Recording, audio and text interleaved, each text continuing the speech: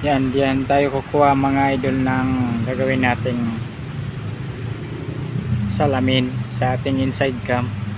Parang ganyan lang mga idol yan eh. Kunyari yan,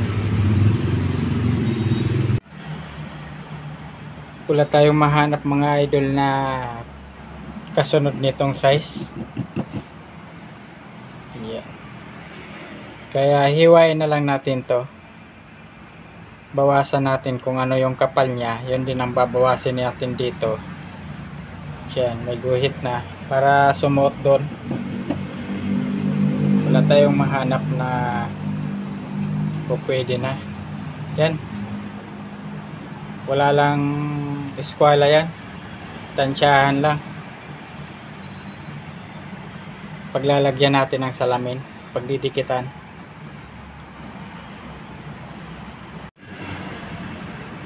Yan, nabawasan na. So ang diameter niya sakto na lang yan doon. Iinitin na lang natin ito mga idol. Initin natin ng bahagya, tapos isuot natin doon, palamigin natin para maging fit na siya doon.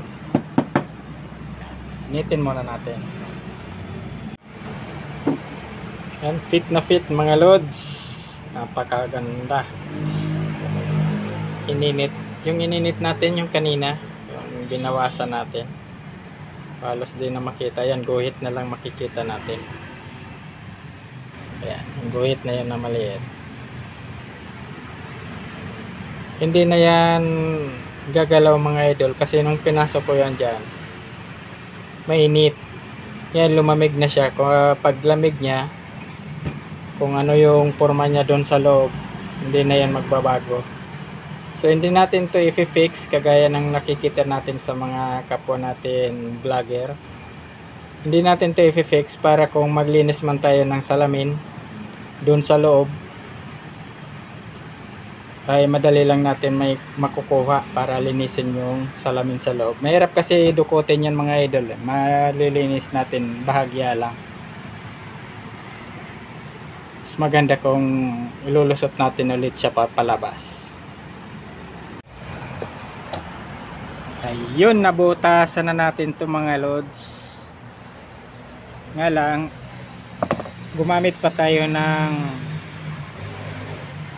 half circle na file o kaya kikil, kasi yung bala natin mas maliit ng konti. Yung sumunod naman dito na mayroon ako, mas malaki naman sa kailangan natin diameter dito.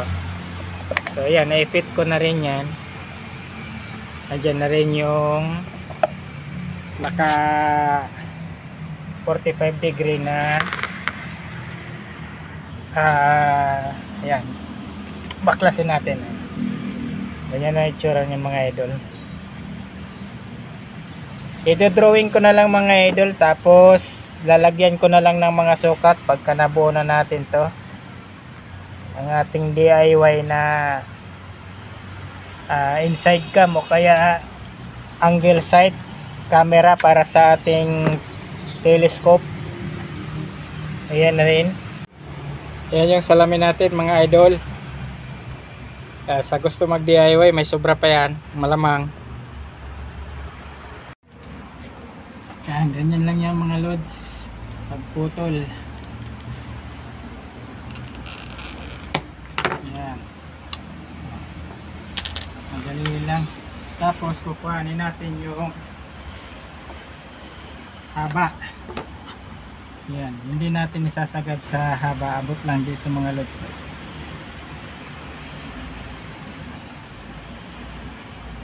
Yan, tapos hahasain natin yan. Ganyan lang. Oh. Ganyan lang. Hoy, sumobra. Sobra yung haba. Babawasan natin.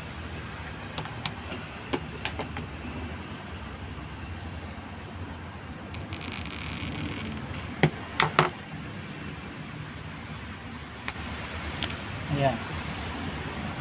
Bawasan na natin. Yan, sakto na. Tapos yung mga kanto-kanto naman yung tatabasin natin mga idol.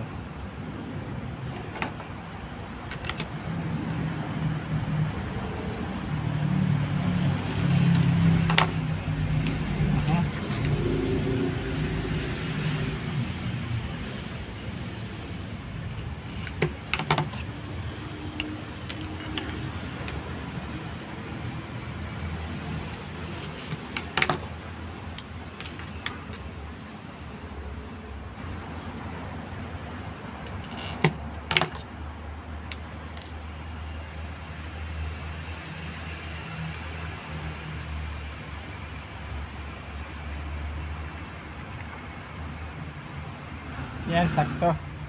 Gagawin lang natin siyang oval mga lods. Yan. Yung mga kanto-kanto dito, hasain na lang natin. Yan. Tapos ito, pwede pa yan natin katingin.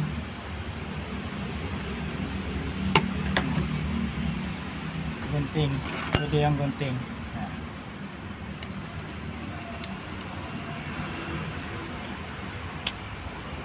Tapos hasa na lang doon mga idol sa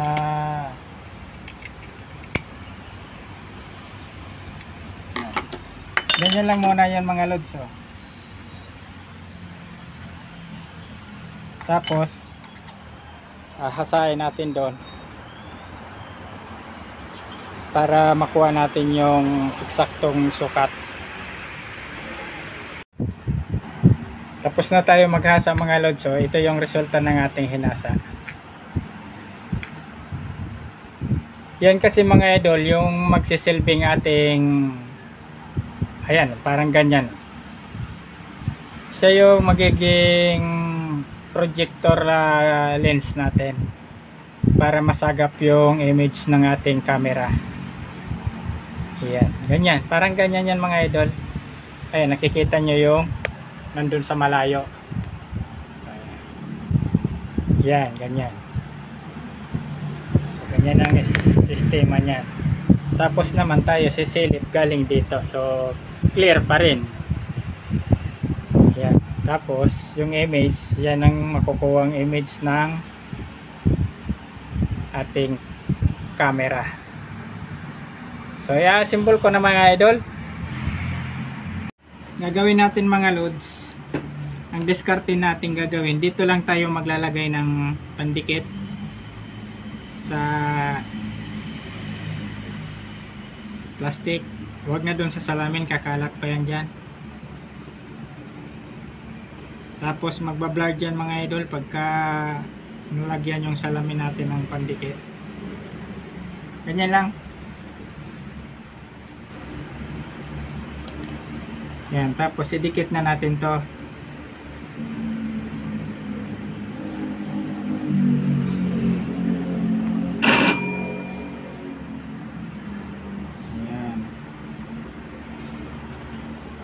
Ganyan yan mga lods.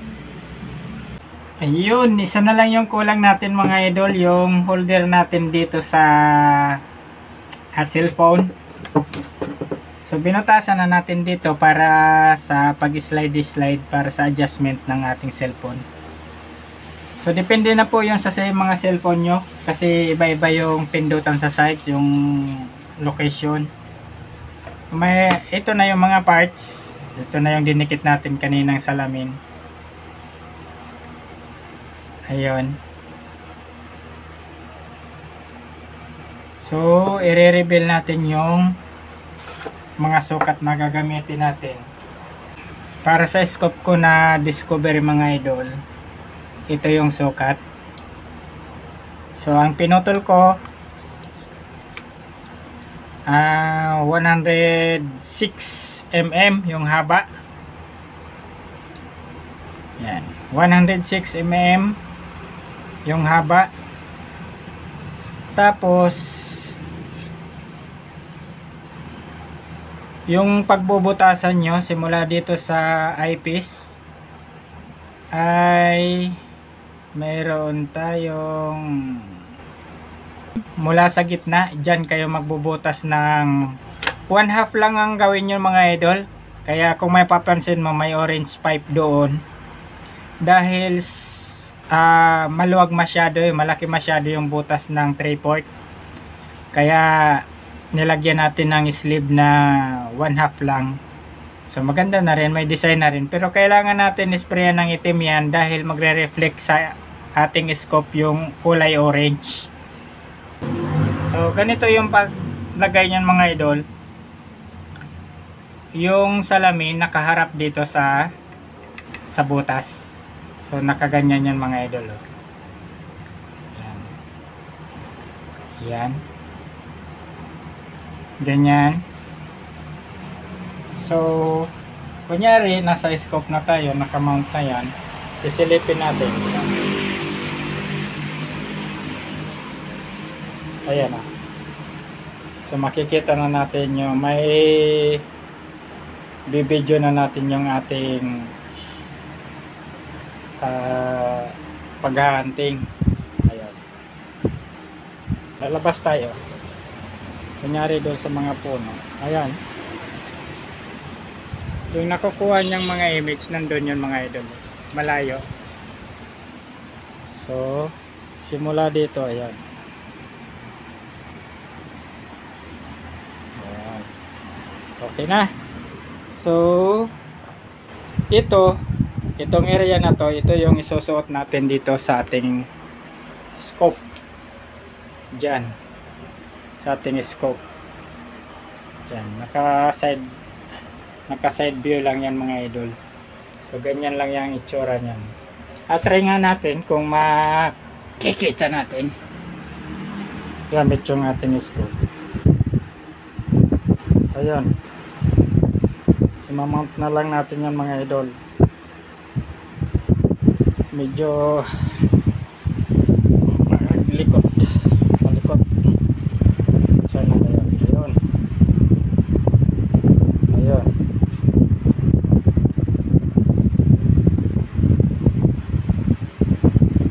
I-ayos lang natin yan mga idol, yung pagkaka-mount, kasi may clip naman yan. So hindi pa tapos. Pero yan, gumagana na. Ayan. Hawak-hawak lang natin kasi yan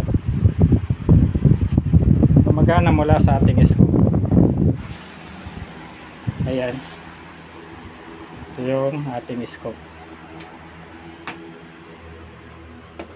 Gumagana siya. Ayan. Okay na. Meron na tayong side cam. Ayan. Papakita ko na lang ulit ito sa inyo mga idol ngayong pagka nabuo na to. Mag-order tayo sa Lazada ng cellphone holder dito. Ayan. Sinukat ko na yung butas niya, sakto dyan sa gitna yung cellphone, tapos yung ating camera. Ganyan. Ayan. Yun yung angle niyan mga idol. Salamat mga idol sa panonood. Ito na yung ating unang gawa na side cam o inside cam. Yung iba tawag dito angle sight. Yan. Ginawa ko lang sleeve type to mga idol, kasi masyadong malaki yung butas ng 3/4. 1/2 lang yung gamitin yung mga idol para okay na. Tapos ito gagawa tayo dito ng sing-sing pang press para kumapit doon sa scope natin. Mayroon na tayong side cam para sa ating paghahunting. Yan, kita-kits na lang sa hunting area mga lods. Susunod na rest day ni Manoy. Ayan. So, ayan ang ating diskarte. Hindi na po tayo bibili doon sa online kasi mayroon naman tumutulong ng mga kapwa natin vlogger na nag-upload ng kung ano yung mga materialis na ginagamit. So, alam naman na natin ito gawin. Simple lang naman dahil tayo'y plumber. Tubo lang naman to. Okay na. Yan, di ba? May side cam na tayo.